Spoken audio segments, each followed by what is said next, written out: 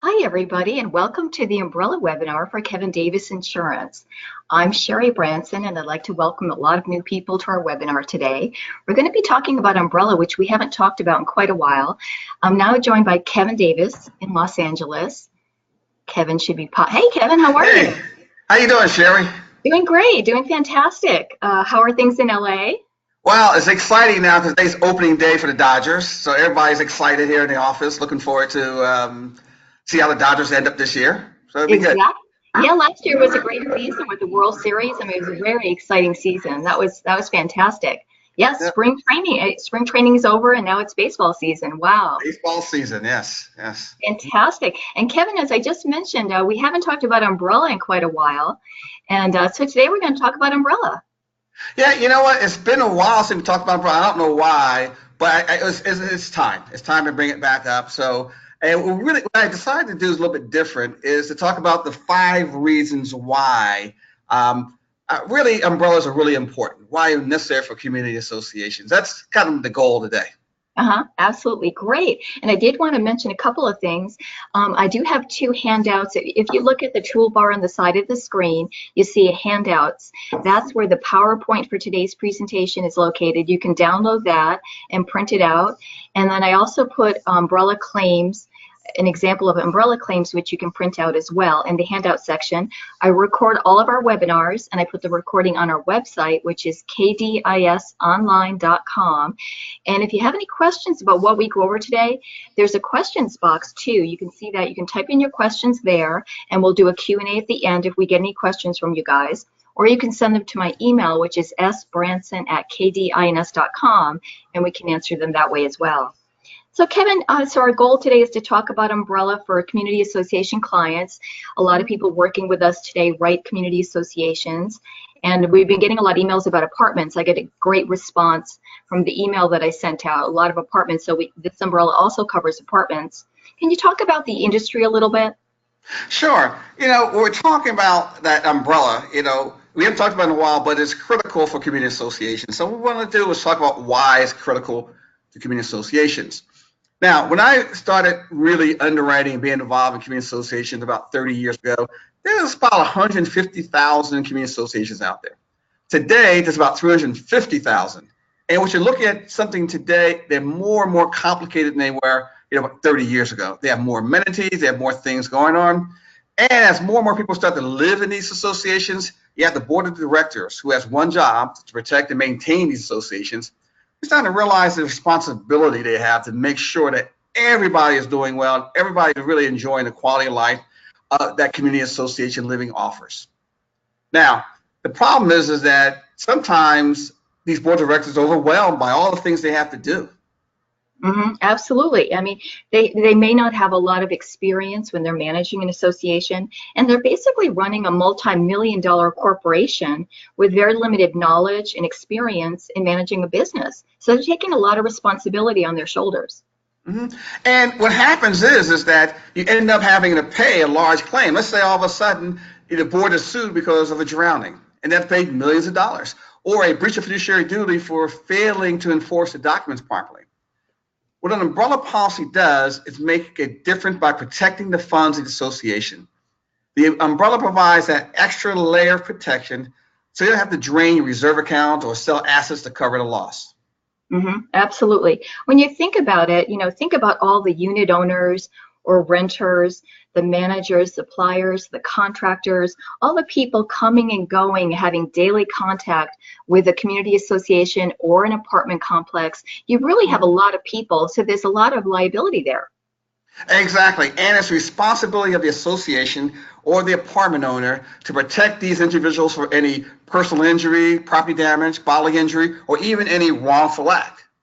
So the umbrella insurance offers that safety net in case one of those brings a costly lawsuit against the association.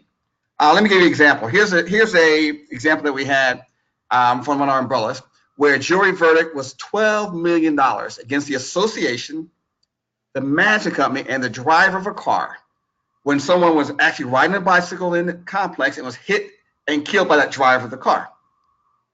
The allegation was based on 2 things. The first was obstruction of view, and the second was failure to maintain. you see what happened is that there was a hedge that was twice the size that was allowed by code. So again, they understand code, but it was twice the size it should have been, and a stop sign that was 4 feet shorter than the Department of Transportation regulations. So the umbrella came in and actually paid the condo the $12 million, but they also paid for the property manager also, so it covered both the condo board and the property manager. Okay, that's a big claim, Kevin, $12 million. That's a very large claim. I'm sure a lot of associations, if they don't have an umbrella, could not handle that size claim. And now, can you talk about what's unique about umbrella liability exposures for community associations? Okay, now this is the important thing because we're really looking at these exposures. These are the things that really, at the end of the day, are going to cost them money.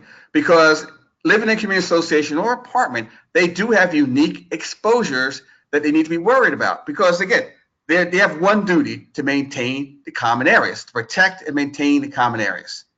Absolutely. They have to be aware of any hidden dangers that exist, like a broken sidewalk. Maybe they don't fix that sidewalk in time. They don't fix the, the staircase or something like that, a broken staircase. I mean, that's where the problems get magnified. Exactly. And that's what we're talking about. Now, what we have here are like what I call five major exposures that community associations need to be aware of. These are the things that, again, we run into, and we see these claims, they all fall into one of these or maybe a couple of these areas. The first one is water. The number one claim that insurance companies see each year brought against condo associations are slip and falls or trip and fall type claims. Okay, yeah, I mean, I've seen a lot of situations where water can build up in the common areas. They get tracked in by unit owners, by the renters, the contractors, etc. There's sewer backups, Kevin. There's broken pipes, leaky appliances. I mean, there's lots of situations when water can cause a claim. Exactly. Water is the big one. The second one is upkeep failures. Again, like I said before, it's the responsibility of the associate to maintain, repair, or replace common areas within the associations. That could be after a major situation like a earthquake, hurricane, fire, or flood, right? Absolutely. As I talked about earlier, the maintenance issues like sidewalk repair, somebody could trip and fall on a sidewalk, underground piping, an association could be sued if they don't fix it, and they kind of sit on the repair for a few months and somebody gets hurt. Exactly. And give you an example, again, the situation that we had an association sue when a visitor was just walking down the stairs and the rail came off. And again, the reason why, due to the failure to upkeep the association. Upkeep failures, again, it's right up there with the water damages. Okay. And what else, Kevin? All right, the third one is breach of fiduciary duty. This is one of the more common types of claims against board members. It's breach of fiduciary duty. The board of directors has a responsibility to act in the association's best interest and without conflict of interest. Whenever they fail to act in this way, they can be sued. For example, Sharon, the board of directors decided to pass a special assessment to repair the roofs. But the unit owners, after it was passed, after they started, the unit owners really got upset because they believed the board president repaired all the roofs because guess what? He actually owned the roofing company. Oh, okay, yeah. Well, I know in that situation, the board could be sued for breach of fiduciary duty because of conflict of interest and self-dealing. Exactly. That's what we're talking about here. They have a job to do to make sure they have a fiduciary responsibility to act in the best interest of the association without conflict of interest. There you have a situation after all the roofs were repaired, you see the problem right there. The next one, number 4, is discrimination claims. Discrimination claims are very difficult to prove and very expensive to defend because, again, how do you prove you didn't do something wrong? Like, for example, when you tow a person's car away, did I actually discriminate against someone because I didn't like where they're from or because it actually violated the rules against parking in the association? That's a tough one, Kevin. Yeah. And then the fifth one is employment practice liability. If you have employees of association, you have employees of an apartment building, you gotta have employment practice coverage. As a matter of fact, I can think of an example of this. We had an where an association terminated a 72-year-old guard who used to sit in the guardhouse at the front of the association. He'd been there for over 30 years, but then the new board came in and decided they wanted somebody younger, so they fired him, and it turned into a claim. They sued the board for age discrimination. Exactly. And again, because these apartments and condominiums do not have HR people in there to teach them what they can do, what they can't do, you end up making pretty bad decisions that end up costing associations millions of dollars. Absolutely. And Kevin, another thing is a lot of these associations are adding in lots of amenities, right? Like playgrounds and baseball fields and soccer fields and pools and slides. Can you talk about other exposures? Sure. There are several other exposures that you need to be concerned about. First one is playgrounds. And we talk about old or poorly maintained playgrounds. They put kids at risk at fractures and cuts, infections, and broken bones. Another one is sidewalks and parking lots. You have these uneven, cracked pavements and potholes in the parking lots and sidewalks. Decks and balconies. Severe injuries can be caused by deck collapses or balconies giving way. And then stairs. Stairs can be a major problem. Yeah, people fall downstairs. You know, there's broken railings, as we talked about earlier, loose banisters, deteriorated lobbies. I mean, all of these things can cause accidents. Yeah. Then you have security. Inadequate lighting in parking lots and common areas of condos really raise the risk of assault and robbery. And then swimming pools. Condominium associations are responsible for safe maintenance and management of common area swimming pools. That is a major problem. Yep, and a lot of associations put in pools now, so this is a big area. Absolutely.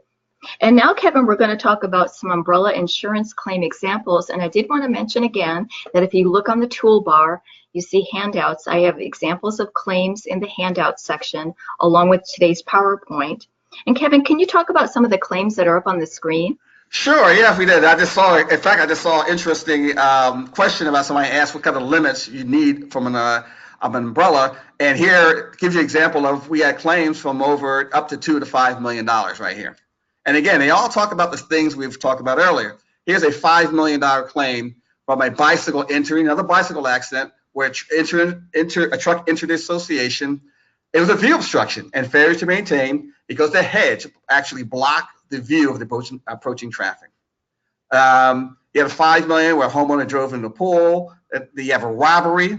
Now the next one you have is $4 million was interesting because you have 2 children were taken to the hospital because of mercury poisoning. Because the association came in and replaced all the thermostats and all the units, but they didn't get rid of it properly. They just dumped them in the nearest dumpster. Yeah. I mean, that goes back to a board not having experience, you know, and not realizing that something like that could cause major injury, and that's a big claim, over $4 million. Exactly. And then we have improper markings on the pool, again, maintenance issues, upkeep issues. Now the next one we have a $2 million one that's really interesting because here's a poor soul that actually went into the trash receptor area looking for his phone. The receptor started, and guess what happened? It resulted in his death. Now, the way it works is the trash compactor room was locked, and it's required at least 2 people to enter. The keys were given to one of the unit owners, and the unit was allowed to enter the compactor room alone. Again, it cost us $2 million. Wow. Yeah, that's a freak accident, and that turns into a huge claim, and that's a tragedy. That's sad. And the last one, again, is another failure to maintenance and upkeep of the association. The authorities had to come in after shut the association down, declared unfit and unsafe for human habitation. Yeah, another water loss. And actually, Kevin, we have a question that's come in from Christina Keel. She said, can you give one more example of a water damage causing liability? Oh, sure.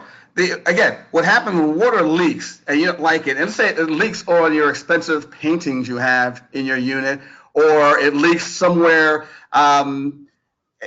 slip and fall. I mean, so many different water is such a huge, your mind cannot imagine it. You can just think about the different things that water can cause. It can cause property damage. Again, if you have an expensive association, expensive unit, and water drips, and it's the result of, again, you haven't repaired the roof, upkeep issues, There's a lot of different types of situations there. Water is the number one problem that you have in community associations.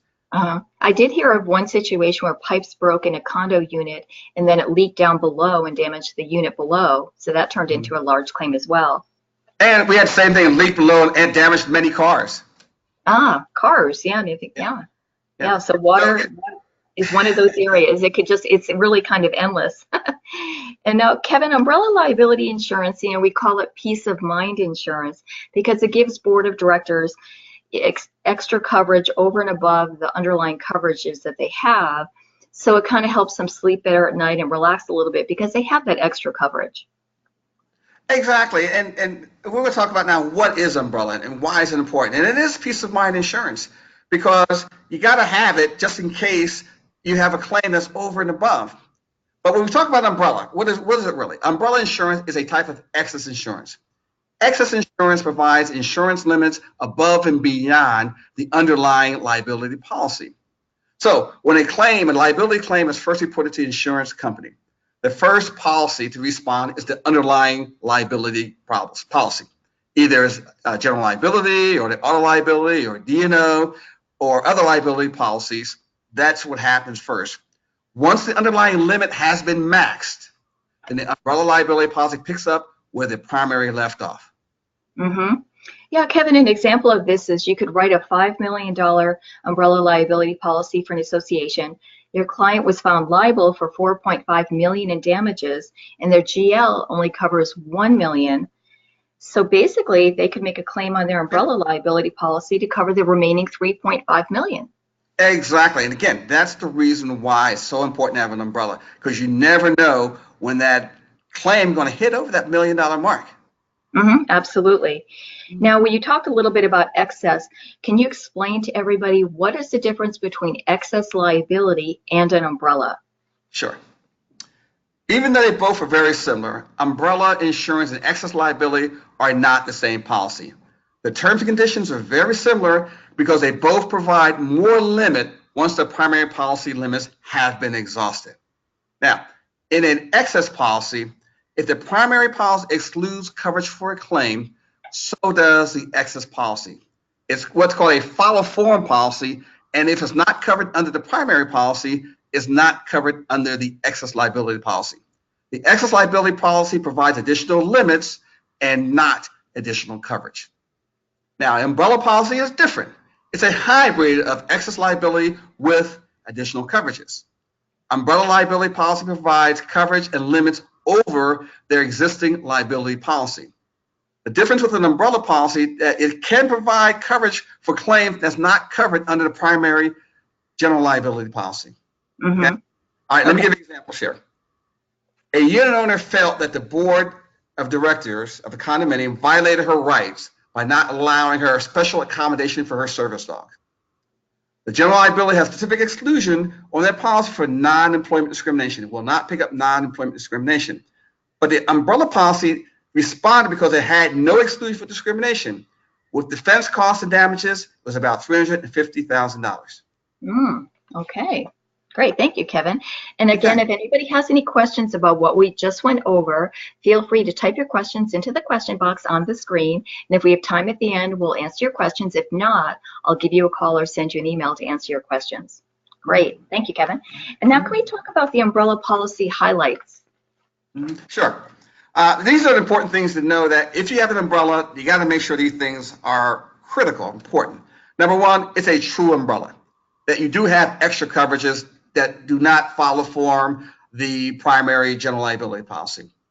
There's no sharing of limits between members. Now, our umbrella policies, and a lot of umbrella policies out there are risk purchasing group. But that means you're a member of a group, and as a result, you're entitled to discounted rates at a fee. So you have a membership fee, but there's no sharing of limits. So you have 1,000 associations. Each association have 10, 15, $20 million limits. Now, there's no self-insured retention. Most umbrella policies, or a lot of them, have self-insured retention. So there's a claim, like that $350,000 claim I just mentioned because of discrimination. Some umbrella carriers will put a $10,000 self-insured retention where they will, the self-intent is uninsured. That $10,000 is uninsured, they have to pay it up front. Defense costs are in addition to the limit, not part of the limit. There's a broad name insured wording to pick up the volunteers and temporary workers. Again, in community association, that's important. Employment practice liability coverage. If you have employees, you gotta have employment practices. You have to have umbrella that goes over that, because again, if you have a $1 million lawsuit, or you have a lawsuit for wrongful termination, sexual harassment, it could reach over that $1 million threshold. Then you also have developer sponsor boards are eligible. So we also can do coverage for sponsor control boards. Mm-hmm. Absolutely, great. And now, Kevin, can we talk a little bit about what the umbrella covers? As I mentioned earlier, I've been getting a lot of emails about apartments. People are saying, does your umbrella cover apartments? And yes, we do. And we cover other things as well, which we're going to talk about a little bit right here. Sure. I mean, again, historically, we did condos and HOAs. We've added commercial condos, we do cooperatives, planned unit developments, master association apartments. I say if you have a question, if we cover it or not, just contact your underwriter and ask them, what about this? What about that? Because the reality is that all these types of associations are unique, but they have that one thing in common, is that the upkeep, the water issues, we see them, and it happens. So definitely make sure you have this umbrella policy.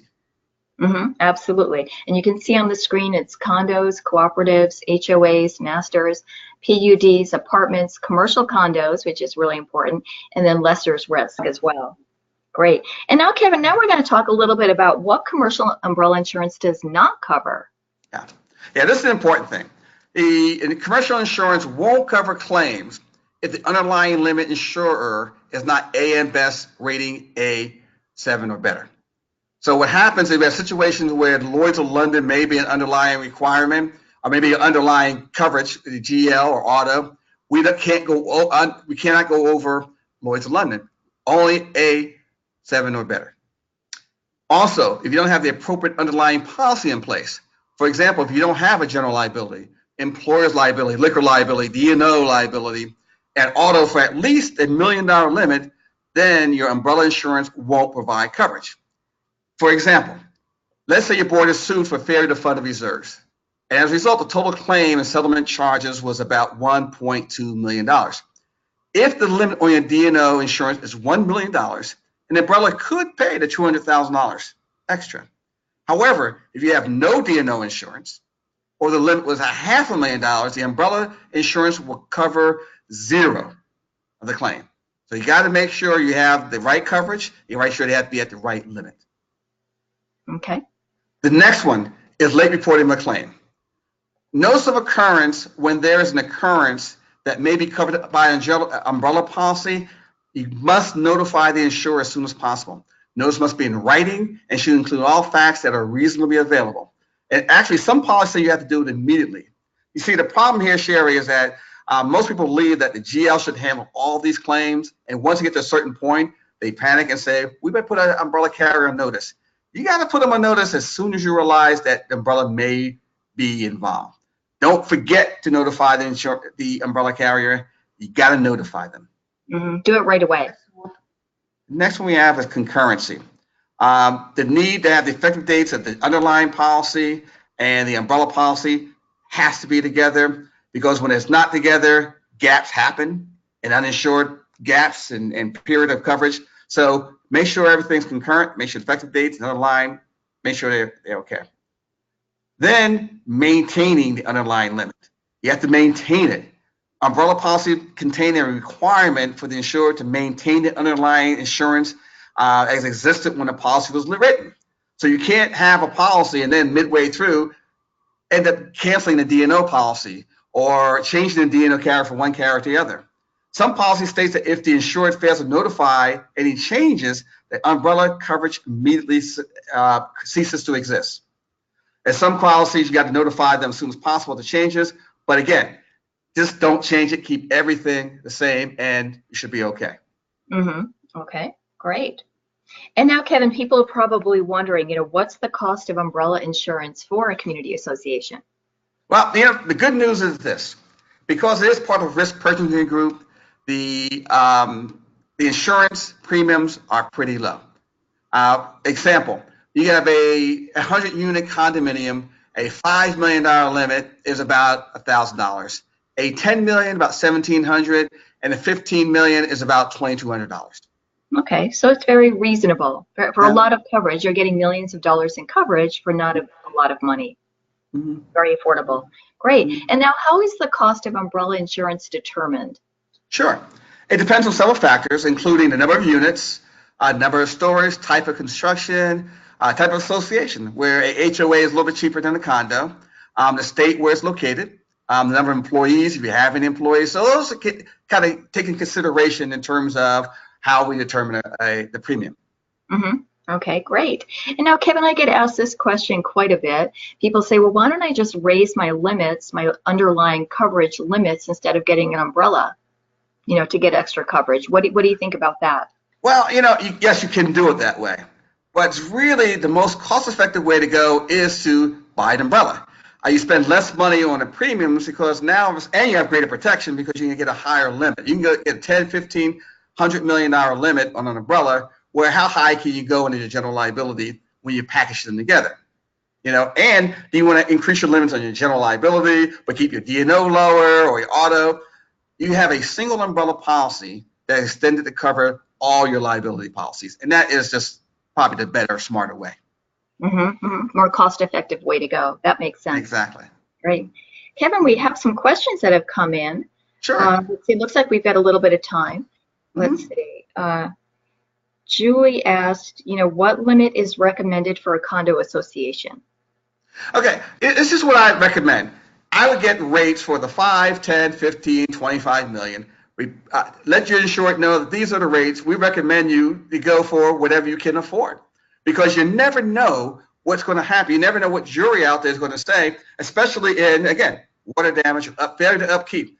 If you don't understand that you live in a community association and you have to obey certain rules, and all of a sudden you get caught up because your hedge is too high, or your stop sign is too far away, or your garage door doesn't open the way it should open because you tampered with it, all of a sudden you're now, that $1 million lawsuit or $500,000 lawsuit now goes into $3 to $5 to $10 million lawsuit.